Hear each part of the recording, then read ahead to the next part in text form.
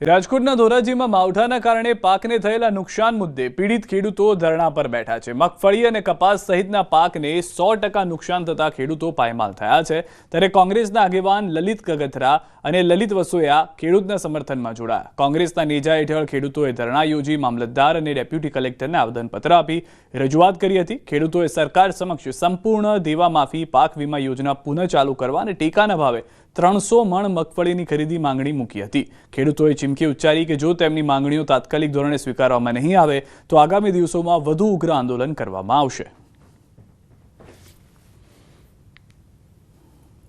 કોઈપણ જાતના સર્વેના નાટક કર્યા વગર તાત્કાલિક ધોરણે ખેડૂતોને નુકસાનીની સહાય આપવામાં આવે।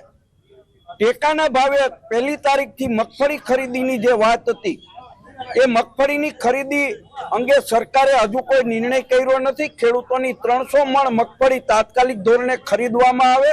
આ વિવિધ માંગણીઓ સાથે આજે ધરણા અને આવેદનપત્રનો કાર્યક્રમ રાખ્યો। વર્ષ દરમિયાન જે પાક ધિરાણ લીધું હોય એ સંપૂર્ણ માફ કરવામાં આવે અને સર્વેનું નાટકો બંધ કરીને તાત્કાલિક ધોરણે આ જાહેરાત કરવામાં આવે। ખેડૂતોને ટેકાના ભાવે જે મગફળી લેવાની છે 300 મણ મિનિમમ રિક્વાયરમેન્ટ છે એ લેવી જોઈએ। આવી માગણી સાથે આજે આંદોલન છે। તો રાજકોટમાં કિસાન કોંગ્રેસ જન આક્રોશ યાત્રાનો પ્રારંભ કરવા જઈ રહી છે, જે દેવભૂમિ દ્વારકામાં પૂર્ણ થશે। કિસાન કોંગ્રેસના ચેરમેન પાલભાઈ આંબલિયાએ જણાવ્યું કે માવઠાના કારણે પાકને થયેલા ભારે નુકસાન માટે સહાય સામે આ યાત્રા ખેડૂતોના હક માટેનું આંદોલન છે।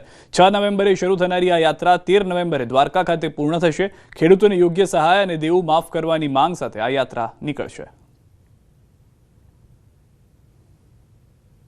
ત્યારે પ્રદેશ કોંગ્રેસ સમિતિ દ્વારા જે આયોજન થયું છે 6 તારીખથી સોમનાથ ભગવાન દાદા સોમનાથના આશીર્વાદ લઈ અને સૌરાષ્ટ્રના તમામ જિલ્લાઓમાંથી થઈ અને ભગવાન દ્વારકાધીશના શરણે જઈ અને પ્રાર્થના કરશું કે આ જે ખેડૂતો માટે મરેલી સરકાર છે એની આત્મામાં ક્યાંક ભગવાન દ્વારકાધીશ જ્યોત પ્રગટાવે। ખેડૂતોના દેવાની માફી અને ખેડૂતો દેવું સંપૂર્ણ માફ એવી માંગણી સાથે 6 તારીખે આવતીકાલે 10 વાગે સોમનાથ દાદાના દર્શન કરી યાત્રા ત્યાંથી નીકળશે।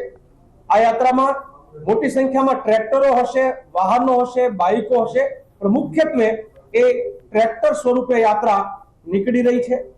એમાં સોમનાથ દાદાના દર્શન કરી યાત્રા ત્યાંથી નીકળશે, એટલે અલગ અલગ વિસ્તારોમાંથી જઈ નીકળશે।